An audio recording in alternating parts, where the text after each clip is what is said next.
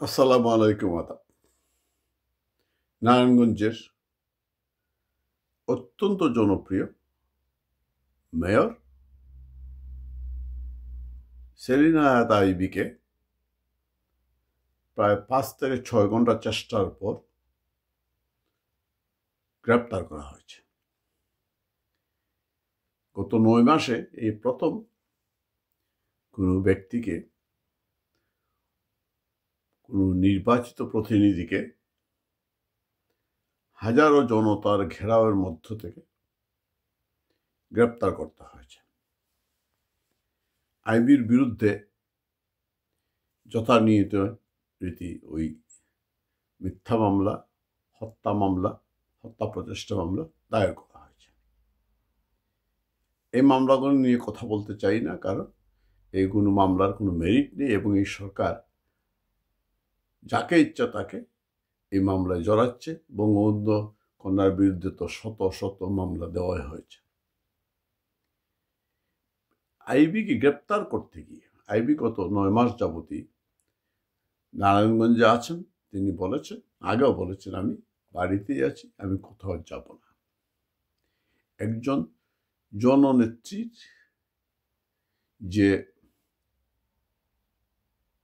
চরিত্র, যে ভূমিকা, যে সাহস থাকে, সে সাহসে ভর করেই তিনি সে কথাগুলো বলেছেন।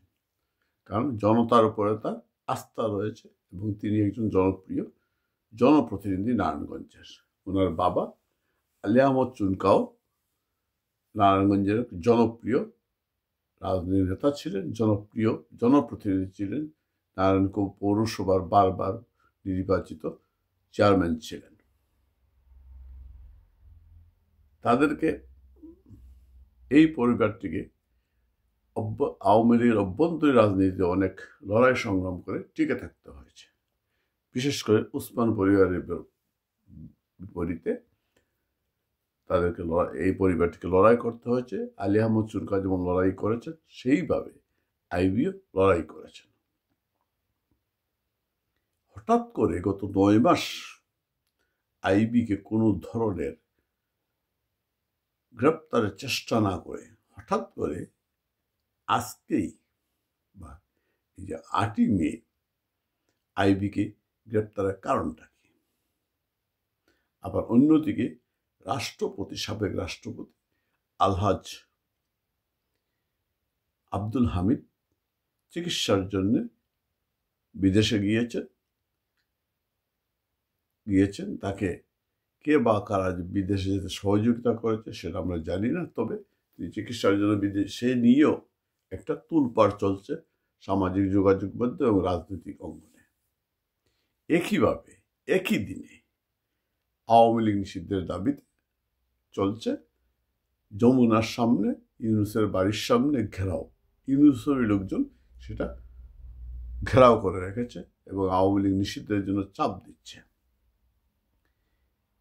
এমন সময় সেটা করা হয়েছে যখন করিডোর নিয়ে, সমুদ্র বন্দর নিয়ে একটা ধূম্রজাল সৃষ্টি হয়েছে।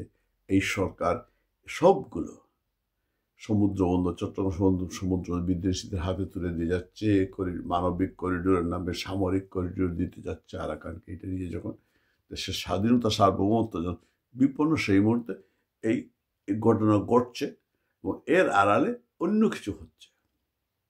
বিষয়টি শেষ হলো। আমি যে কথাটা বলতে চাচ্ছি এখানে, আইবি যে একজন জনপ্রিয় জনপ্রতিনিধি ছিলেন এবং যে জননেত্রী, তার প্রমাণ হলো আইবিকে যখন গ্রেপ্তার করতে যায় পুলিশ, তখন এলাকার জনগণ দল মত নির্বিশেষে তাকে বাড়িটা ঘেরাও করে ফেলে এবং তাদের কথা ছিল তারা কোনো অবস্থায় আইবিকে নিয়ে যেতে দেবে না।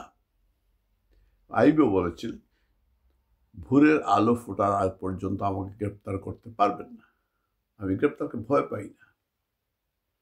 তাই যখন ভোর হয়, ভোরবেলা তাকে গ্রেপ্তার করে এবং তিনি জনগণকে বলেন তার জন্য যারা হাজার হাজার মানুষ যারা সমবেত হয়েছিল তাকে গ্রেপ্তার যাতে না করতে পারে, সেই জন্য তিনি তাদের উদ্দেশ্যে বলেছেন, আপনারা কোনো শৃঙ্খলা আচরণ করবেন না, আমি কোনো অন্যায় করিনি এবং আমি ইনশাল্লাহ আমি স্বেচ্ছায় গ্রেপ্তার বরণ করছি। ইনশাল্লাহ আপনাদের ভালোবাসা এবং দোয়া থাকলে আমার কিছুই হবে না। তিনি আরও বলেছেন, জয় বাংলা জয় বঙ্গবন্ধু বলা অপরাধের জন্য যদি আমি অপরাধী হই, আমি বারবার অপরাধী হতে রাজি আছি। আমি গ্রেপ্তার হতে রাজি আছি, আমি অপরাধী হতে রাজি আছি। এই কথাটি শুধু আইবির কথা নয়। আপনারা জানেন কিছুদিন আগে খুব সুন্দর চট্টগ্রামের একটি 15 বছরের কিশোর বলেছিল, আওয়ামী লীগ করা যদি আজকে অপরাধ হয়ে থাকে, ভবিষ্যতে আওয়ামী লীগ না করার জন্য সেটা অপরাধ হবে। অর্থাৎ আওয়ামী লীগ করার জন্য এখন যদি অপরাধ হয়, তাইলে ভবিষ্যতে আওয়ামী লীগ না করাটাও অপরাধ হবে। কথাটা একটা একেবারে মর্ম। কথাটা হচ্ছে, ভবিষ্যতে যারা আওয়ামী লীগ নিষিদ্ধ করতে চাচ্ছে তারা টের পাবে, এক সময় আওয়ামী লীগের জন্য কাঁদবে। আওয়ামী লীগ না করার সেই বলতে, জয় বাংলা জয় বঙ্গবন্ধু যারা বুকে ধারণ করে, অন্তরে ধারণ করে, যাদের জনসম্পৃক্ততা রয়েছে, যারা জনগণের জন্য রাজনীতি করে, তারা জেল জুলুম নির্যাতনকে ভয় পায় না। বঙ্গবন্ধু সারাটা জীবন জেল খেটেছেন। এক মামলায় জামিন পেয়েছেন, আর এক মামলায় জেল গেটে গ্রেপ্তার হয়েছেন। এইভাবে গ্রেপ্তারের পর গ্রেপ্তার, যৌবনের 12টি বছর তিনি জেলের অভ্যন্তরে কাটিয়েছেন। দুইবার ফাঁসির কাস্টে ঝুলার জন্য প্রস্তুত ছিলেন, কিন্তু বঙ্গবন্ধু আপোষ করেননি। আইবিও প্রমাণ করে দিলেন। এবং বাংলাদেশে এখন যে ধরপাকড় চলছে, হাজার হাজার লক্ষ লক্ষ নেতাকর্মীদের গ্রেপ্তার করা হচ্ছে, তারা কিন্তু গ্রেপ্তারকে ভয় পাচ্ছে না, গ্রেপ্তারকে হাসি মুখে বরণ করে নিচ্ছে। জয় বাংলা স্লোগানে মুখরিত করছে কোর্ট প্রাঙ্গণ, পুলিশের সামনে। আইবিও একই কথা বলেছেন। আইবি এই হাজার হাজার লক্ষ কোটি মুজিব সৈনিকের কথার প্রতিধ্বনি করেছেন। আইবিকে গ্রেপ্তার করে যে আইবির জনপ্রিয়তা কমানো যাবে না। আইবি গ্রেপ্তার করে রাজনীতিতে বাইরে রাখা যাবে না, বরং আইবি প্রমাণ করে দিলেন, রাজনীতি করতে হলে জেল জুলুম থাকবে। জনগণের জন্য যদি কিছু করতে হয়, জেলকে ভয় পেলে হবে না। আইবির পথ ধরেই আমরা বলতে চাই, জেল জুলুম নির্বাচন করে আওয়ামী লীগকে দমানো যাবে না, বঙ্গবন্ধু সৈনিকদের দমানো যাবে না। কত গ্রেপ্তার করবে? হাজার হাজার লক্ষ কোটি। কিন্তু আওয়ামী লীগ প্রজন্ম থেকে বঙ্গবন্ধু সৈনিকেরা জন্ম নিবে।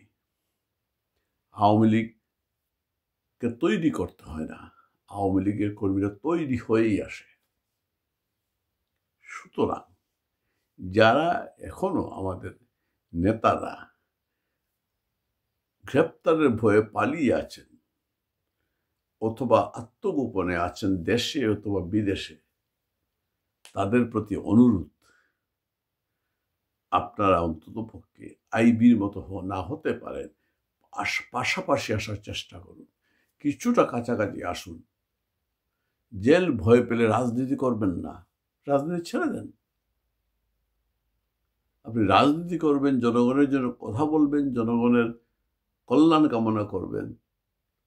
আর জেলকে ভয় পাবেন, আপনি আওয়ামী লীগ করবেন, বঙ্গবন্ধুর আদর্শের কথা বলবেন, আর জেলের ভয়ে পালিয়ে থাকবেন, কর্মীদেরকে বিপদের মুখে ঠেলে দিয়ে, তা তো হয় না।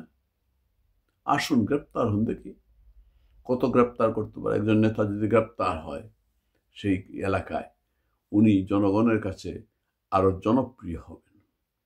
কারণ আপনি চুরিচামারি করেননি, আপনি রাজনীতি করছেন। আইবি যেমন হাসি মুখে জেল বরণ করে নিয়েছেন, গ্রেপ্তার বরণ করে নিয়েছেন। আইবির জন্য হাজার হাজার মানুষ রাস্তায় নেমেছে, যেতে দিব না।